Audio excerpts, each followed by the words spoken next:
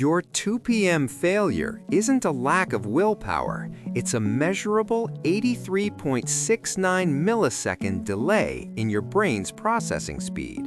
According to the 2025 REN research, sleep deprivation and cognitive load prolong your P300 latency, the electrical signal of your brain updating its environment. This deficit is biologically equivalent to being legally intoxicated. Most people try to fix it with caffeine, but Reichert's 2022 data proves this is a neural loan. Caffeine doesn't clear the adenosine, the molecule signaling your need for rest. It only blocks the receptors. When that block slips, the debt comes due. I've run the latest Stanford and Nature data through the Neural Edge engine to simulate a peer review of the actual reset mechanism. Watch the data closely. You know that feeling, hitting a brick wall mid-afternoon? Well, I'm here to tell you it's not a failure of willpower.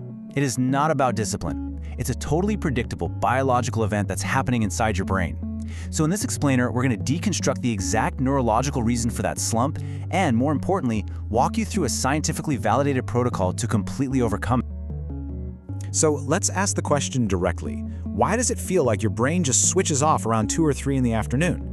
I mean, you start the day feeling strong, but then, bam, your focus is just gone. You find yourself rereading the same email 3 times. Productivity basically grinds to a halt. This is an almost universal human experience, and the reason for it? Well, it's chemical. We're going to call this phenomenon the afternoon wall. And to really understand what's happening, we need to zoom in on a single, incredibly powerful molecule that is, right now, building up in your brain as you listen to this. Okay, so here's the crucial point. From the moment you wake up, a neuromodulator called adenosine starts to accumulate in your brain. Now, this molecule is just a natural byproduct of your neurons firing and using energy. Think of it like a timer or a gauge. The longer you're awake, the more adenosine builds up, and this creates what neuroscientists call sleep pressure. It's literally the pressure that makes you feel progressively more and more tired as the day goes on. So what's the first thing most of us do when we feel that sleep pressure mounting? We reach for a cup of coffee. But this is where we get into what I call the caffeine debt, and the really pervasive myth of borrowed energy. Caffeine feels like it's giving you a jolt of pure energy, right? But here's what's actually happening at a neural level. Caffeine is what we call a competitive antagonist for adenosine receptors. It works by blocking them. It's like putting a piece of tape over a keyhole. It prevents adenosine, the key that signals sleepiness, from getting in and doing its job.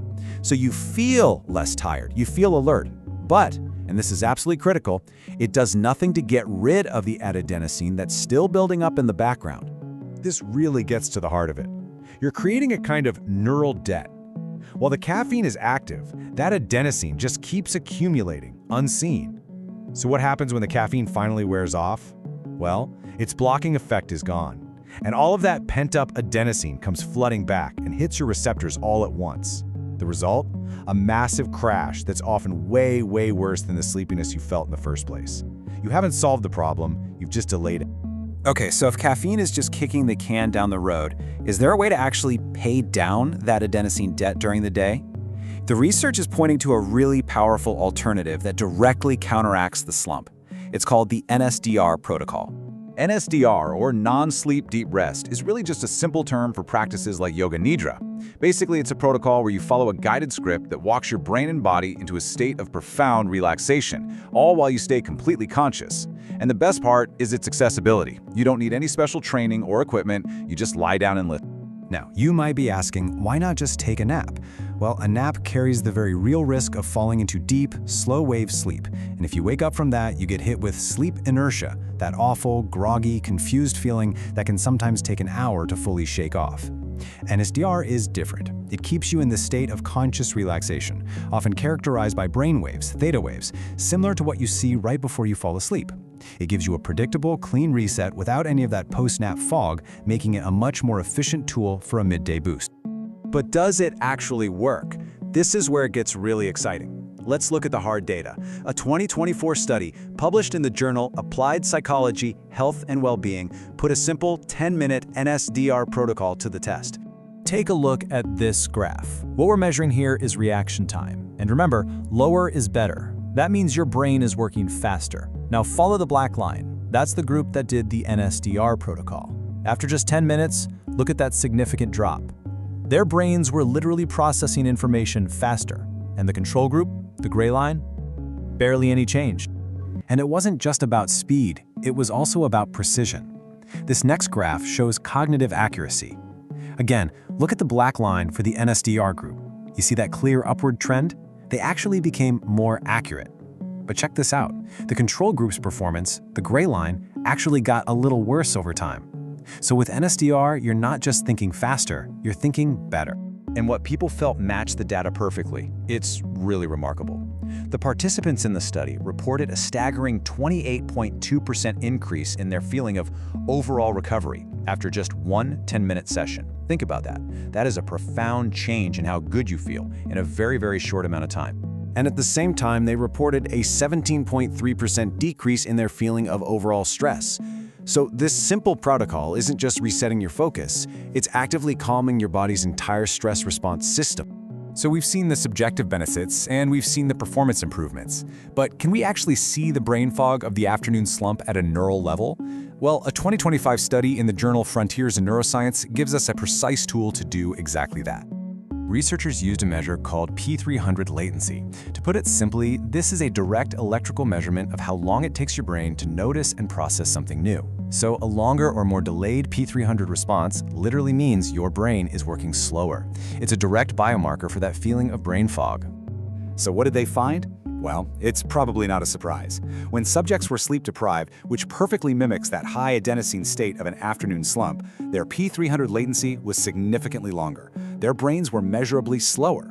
This isn't just a feeling, this is the actual electrical signature of that cognitive wall. And it's exactly this kind of neural slowdown that protocols like NSDR are designed to reverse. Okay, so we've seen the problem, adenosine buildup. We've looked at the flawed solution, caffeine, and we've reviewed the evidence for a real solution. So now we get to the final and most important part, the actionable protocol you can use to reclaim your afternoon. The protocol, based directly on that 2024 study, is incredibly simple. Step 1, when you start to feel that slump coming on, just find a quiet space where you won't be bothered. Step 2, put on some headphones and listen to a 10-minute guided NSDR script. You can find tons of high-quality ones for free online from top neuroscience labs. And Step 3, after the 10 minutes are up, just get up and get back to your day. The data is clear. You will do so with measurably better focus, higher accuracy, and a lower sense of stress. So if there's one key takeaway, it's this. The afternoon slump is not your destiny. It's not inevitable. It's a biological process, and now you have a biological tool to manage it. So you really have a choice. You can keep masking the problem with caffeine and paying the price later, or you can use a brief, incredibly powerful protocol to actually reset your brain. So which are you going to choose? The simulated data is clear. You cannot caffeinate your way out of a P300 lag. To reset your baseline, you need a glymphatic flush. The 2024 Bucharest study confirms that a single 10-minute session of non-sleep deep rest, or NSDR, can acutely improve your reaction time by 6.1% and your physical readiness by 4%.